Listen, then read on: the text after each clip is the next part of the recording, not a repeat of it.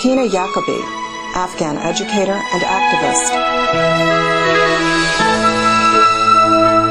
Making a difference in your world.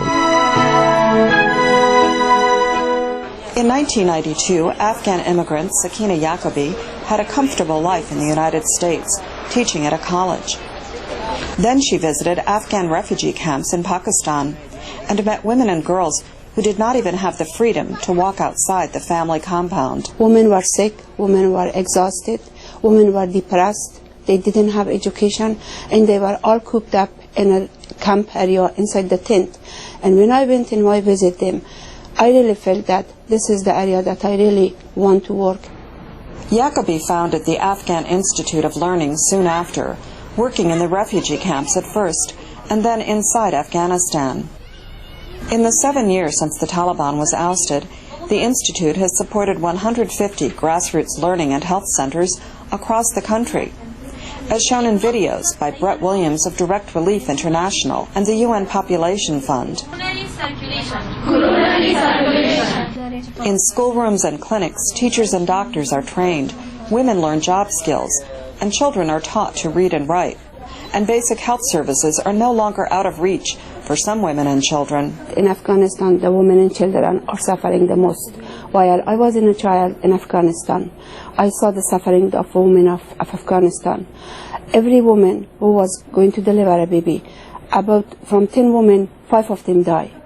Yacoobi risked her own life in the 1990s when she set up underground homeschools after the Taliban banned girls' schooling. Today she faces the threat of terror by Taliban militants, like last year's acid attacks on schoolgirls. Yacoobi says that her organization stays out of the most dangerous provinces. It also works to preempt fundamentalist opposition by including men, for example, in workshops that discuss the Quran's teachings on women. When we have a quotation from Quran, it says that men are equal, women are equal to men, and men and women are created by God equally. When have quotation from Quran that way, which religious leader could say anything? They are silent. They learn and they change.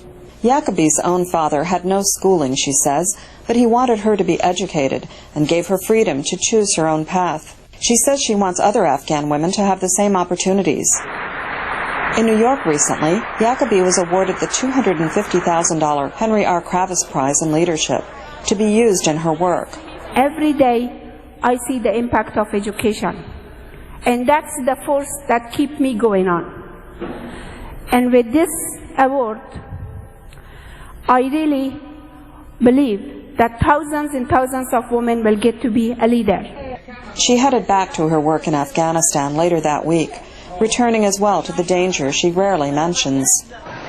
In recent attacks in Kandahar, a women's rights leader and the chief of female police were both assassinated by the Taliban.